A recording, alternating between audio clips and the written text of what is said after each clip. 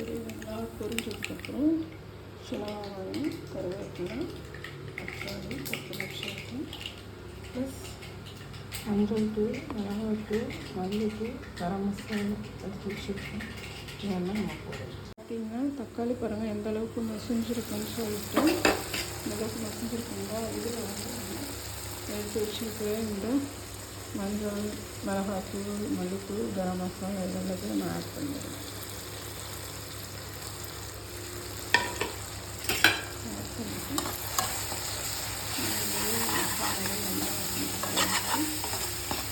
இதில் வதக்கிட்டு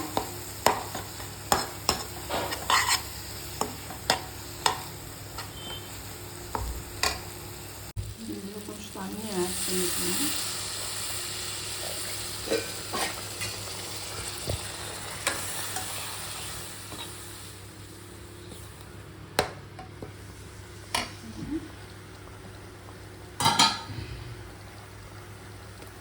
ப்ளஸ் கிரேவிக்கு தேவையான சால்ட்டு நான் கொஞ்சம் போடுவேன். உங்களுக்கு எவ்வளோ தேவையோ அவ்வளோ போட்டுக்கணும்.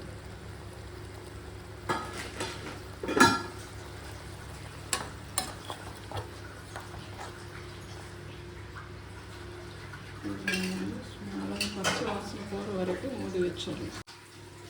இதில் பாருங்கள் கிரேவி எவ்வளோ வந்துருக்குன்னு பாருங்கள். ஸோ அதை வந்து நான் முட்டையை கட் பண்ணி வச்சுருக்கேன் ஆல்ரெடி. அந்த முட்டையை வந்து நம்ம இதில் ஆட் பண்ணிக்கலாம்.